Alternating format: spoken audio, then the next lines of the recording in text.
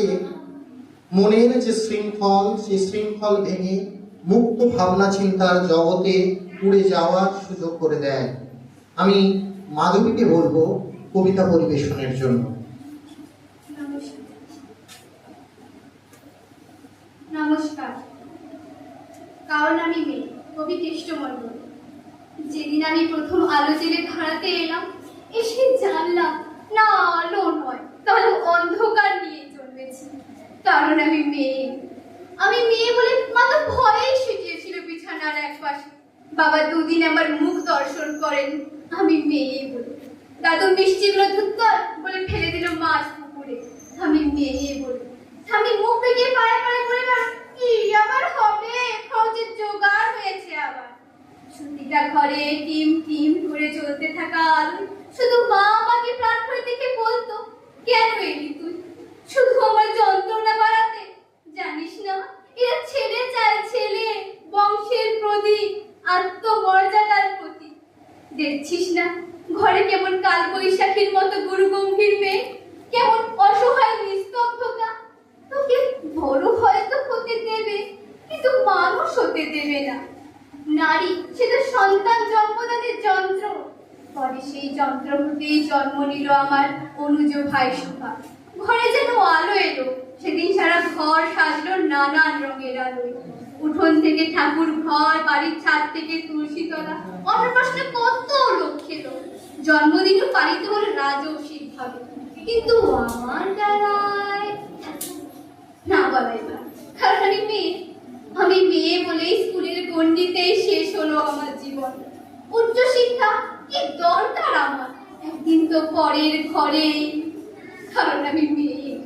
ভাই বড় হলো, উচ্চ শিক্ষা পেল, দিনের পর দিন রাত করে বাড়ি ফিরলে বাবা চুপ করে থাকলো।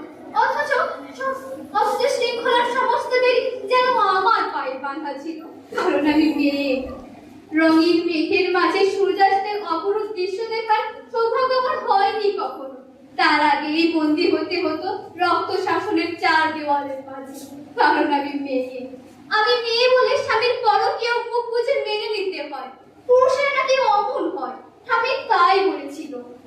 মা অকালে চলে গেল পুরুষ শাসনের বেড়া নিয়ে, যেখানে আচার নেই, অত্যাচার নেই, ব্যভিচার নেই, লিঙ্গভেদের অপমান নেই মেয়ে বলে। নিয়তির নিষ্ঠুর পরিহাসে ভাইয়ের থেকে বিতাড়িত বাবা একদিন মা বলে আশ্রয় নিল আমার আঁচল তলে। হ্যাঁ, আমি চোখের জলে মাতৃ স্নেহে বুকে জড়িয়ে ধরি তাকে। আমি মেয়ে বলে, মমতা বেশি বলে। অথচ এই প্রাগৈতিহাসিক যুগ থেকে যুগান্তরের পর থেকে আমি জেনে এসেছি আলো। আমার গর্ভ থেকেই জন্ম নিয়েছে লিঙ্কন, আমার গর্ভ থেকেই জন্ম নিয়েছে বিদ্যাসাগর, আমার গর্ভ থেকেই জন্ম নিয়েছে সুভাষচন্দ্র, আইনস্টাইন, রামমোহন। অথচ বারবার আমাকে পুড়ে পড়ে সতী হতে হয়েছে সতীদান। কারণ আমি মেয়ে। সতী করার বাসনাটা আজ হয়তো নেই, কিন্তু দহনটা আজও আছে, অন্য ভাবে, অন্য রূপে।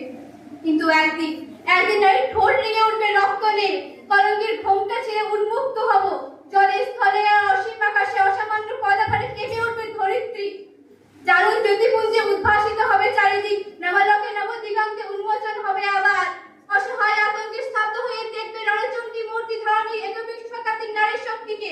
সমস্ত শৃঙ্খলা আর লিঙ্গভেদ ভেঙে চুরমার করে তোমায় দেখাবো পুরুষ আমরাও মানুষ, রক্ত মাংসের মানুষ। নারী পুরুষের বিপরীত নয়, বরং পরিপূরক। আমি ছাড়া তুমি অসম্পূর্ণ, এ জগৎ অসম্পূর্ণ।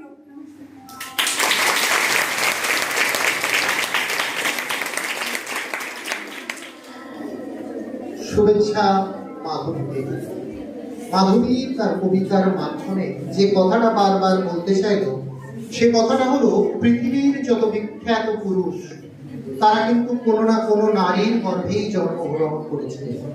সুতরাং নারী না থাকলে কোনো পুরুষের সার্থকতা সম্ভব নয়। আজকের এই দিনে আমরা নারীদের যে সম্মান, নারীদের যে বিচক্ষণতা, নারীদের বিশ্লেষণ ক্ষমতা, এই সমাজে নারীদের যে গুরুত্ব, সেই কথাগুলো বারবার উচ্চারণ করছি একটাই উদ্দেশ্য নিয়ে, তা হলো আগামী দিনে যাতে নারী স্বাধীনতা প্রাধান্য পায়, প্রতিটি মানুষের মধ্যে, প্রতিটি নারীর মধ্যে যেন এই শক্তি জাগ্রত হয় যে সে সবার আগে একজন মানুষ। বিংশ শতাব্দীর শুরুতে ইংল্যান্ডে অ্যান্টি স্টিরিওটাইপ মুভমেন্ট বলে একটি বিখ্যাত আন্দোলন হয়েছিল, যার বিশেষত্ব ছিল এই যে সমাজের মধ্যে আমরা প্রত্যেক শ্রেণীর মানুষেরা মানুষকে একটি নির্দিষ্ট ধারায় বাঁধতে চাই। আমাদের প্রত্যেকের ঘরেই আমরা দৈনন্দিন কাজকর্মের মধ্যেই অনেক কিছু এর উদাহরণ পেয়ে থাকি। যেমন ধরো তোমরা হয়তো বাইরে খেলতে যাবে, মা বলছে না আর খেলতে যেতে হবে না, বড় হচ্ছিস, বাইরে না খেলতে যাওয়াই ভালো। এটা হলো স্টিরিওটাইপ। স্টিরিওটাইপ কথাটার অর্থ হলো একটা বাঁধা ছকে মানুষকে বেঁধে ফেলা। বিংশ শতাব্দীর শুরুতে ইংল্যান্ডে অ্যান্টি স্টিরিওটাইপ মুভমেন্ট ধীরে ধীরে যে মুভমেন্টটাতে সম্প্রসারিত হলো সেই মুভমেন্টটার নাম হলো ওমেনিজম। এই ওমেনিজম মুভমেন্ট সারা পৃথিবীতে ছড়িয়ে পড়লো এবং নারী স্বাধীনতার কথা বললো এই ওমেনিস্টিক মুভমেন্ট।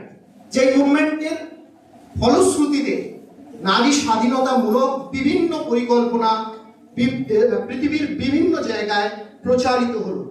হয়তো আজকের এই কন্যাশ্রী পরিকল্পনা তারই একটি ফলশ্রুতি মাত্র। এখন আজকের এই কন্যাশ্রীর অনুষ্ঠানে একটি কন্যাশ্রী বিষয়ক নৃত্য পরিবেশন করবে অষ্টম শ্রেণীর ছাত্রী সুমনা গীত।